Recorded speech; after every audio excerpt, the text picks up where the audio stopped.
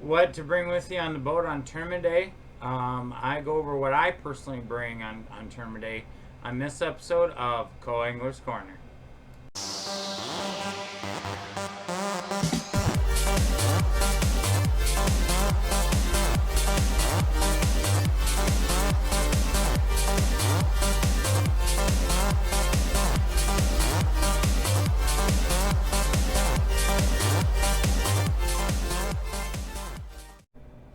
Hello, everyone. Welcome back to the Frugal Muse Studios for this episode of Co-Angler's Corner, brought to you by Olson Home Theater. I'm Russell Olson. Today on the show, I want to talk about, like I mentioned at the top of the show, what I personally bring to the boat on tournament day. First one is kind of an obvious, your rods. I have various rods that I bring. Usually I do bring quite a bit simply because I really don't get a chance to pre-fish and be able to narrow things down. I usually have about 9 rods I bring with me. One is obviously one of my favorites, my spinnerbait rod. It's not just for spinnerbait, chatterbait, swim jig, um, from dragon jig. It is kind of a multi-purpose rod, but I generally use it. My favorite thing to throw on spinnerbait. Of course, especially on that Mississippi River, I've got a flip stick with me. Um, Heavy braid. I usually have a frog rod with me a lot. If I'm going somewhere where the frog is really not going to come into play, I usually don't bring it, but a lot of times I will. Of course, I've got my finesse rods. A rod specifically for drop shot. Usually have a Ned rig tied on. Those are some of my favorite baits to have tied on my spinning rods. I've got a few other. Of course, my cranking rod I use for like crankbait, jerk bait. Basically anything with 2 or more treble hooks on it. I think I'm leaving out one. I got a couple other rods I use for like jig and worm. So I usually end up having to bring a variety of stuff because it's a lot. Like I said, I usually don't get a chance to pre-fish, so I can't really pare down. The next thing I bring is obviously kind of another obvious, my tackle bag. I do have a pretty, I would say probably a pretty good sized tackle bag. I know there's a lot of guys that bring smaller, but they may have a chance to pre-fish and pare down better. When it comes to going through my tackle and preparing for a tournament, I always have some, I don't want to say just confidence baits, but baits I've had, success on, baits I like to throw. Um, the my least favorite part of going through my tackle is my soft plastics, because I've got, I don't know, maybe not as much as some guys have, but I've got a ton of soft plastics, and I gotta try to pare down what I think I'm gonna actually have a chance to use in an 8-hour day. Um, that's usually that when tournament week comes around, I'm starting to pare down baits. That's what I usually go through first, simply because it's one of my least favorite parts of tournament prep. Then I usually have some spinner baits with me. I go through what hard baits I'm going to bring with, types of crankbaits I'm going to need, if I need jerk baits. And then I usually have my jig box is usually pretty consistent. I always have that with me. Trying to think, but that's kind of the big thing as far as the tackle bag goes.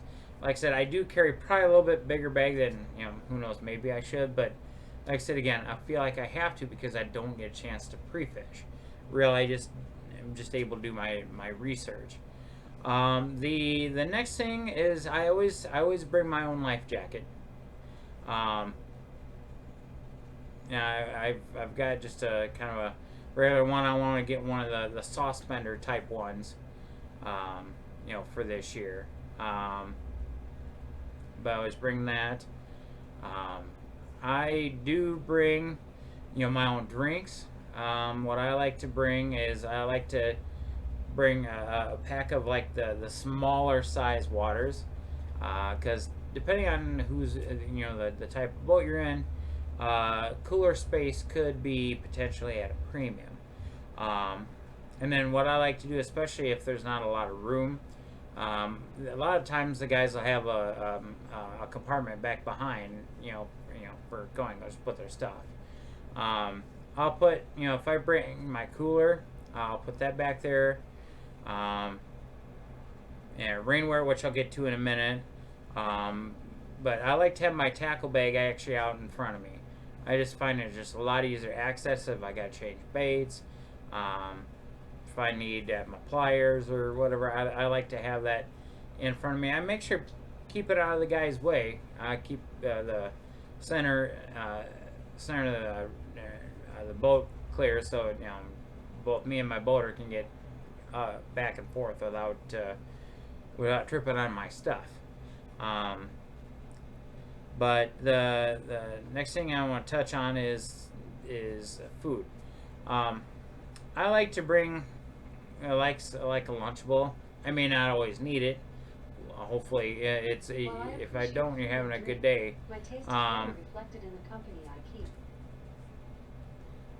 That was interesting. So the main thing is I try my best to bring foods that if I spill, it's not gonna dirty up the guy's boat. Like meat sticks are good. I love bacon jerky. I'm trying to think what else I've brought. Like granola bars or oat bars. The fruit-filled ones like your strawberry, raspberry. Trying to think of some of my other favorites that I like to bring on a boat. I wouldn't bring crackers, because that could, depending on the kind of crackers, that could get messy. There's a old I don't call it a myth or lore. You don't bring bananas on the boat.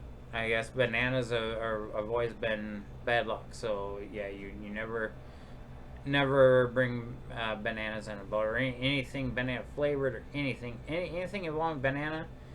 Leave it in your truck. So that's as far as food and water goes. Always have your rain gear at least with you. Check the weather, see if it's going to rain and all that day. If there's even a chance of rain, bring that rain gear on the boat with you, because that's miserable to be fishing in the rain without rain gear. If anything, because I know some of these rain bottoms can get particularly expensive, so at least have some sort of coat. You can find coats fairly cheap. I mean, if you wanted to, you could get like one that's water resistant. I know Bass Pro Shops has a coat, nice parka for like $50. One thing you could do is take a waterproofing and spray waterproofing on it. If you wanted to do that, help waterproof the coat. Because I know the actual, like the Bass Pro Shop 100 mile an hour coats, those are a few $100. That's not cheap. So, and especially as a co-angler, depending on your financial situation, I mean, there's a reason we're co-anglers, because we don't have, in general, we don't have our own boats, and we're trying to keep costs down the best we can. So some of that stuff can get real expensive. I got lucky with my rain pants. When it was in Sierra Trading in Delafield one day, I found these rain pants. They said they retail for $500, which I don't know about that, but they had them on their price. Their normal price was like $250, something like that. They had them on clearance for $60. So yeah, I got lucky that day, and I've been using them for, this is like my probably be going on at least my fourth season with them. They're really nice, and they're pretty durable. But not all of us are that lucky. Yeah, there's some cheaper ones you can get. I mean, get like Frog Togs and that, but some of those like cheaper rain suits, especially the pants, I find they rip super easy. Especially in the crotch. You just move one wrong move and rip, and there goes your pants. You need new pants again. If you can't afford a decent suit, like both top and bottom, I really would suggest at least a top. Yeah, in the early and super early months, yeah, you really want some bottoms too. But if you can't afford both, at least get a good raincoat. Because at least during the summer, it'll be warm, and you'll probably have shorts on anyway. But so you won't get completely soaked. But yeah, you definitely want to watch weather and see if you need a rain suit. Like I said, your own jacket, rods, reels. I think I've pretty much covered everything in regards to that. So hopefully this will help you kind of have an idea of what to bring, get prepared. If you have any ideas that maybe I didn't think to cover, feel free to leave a comment, and I'd be happy to hear anybody's ideas.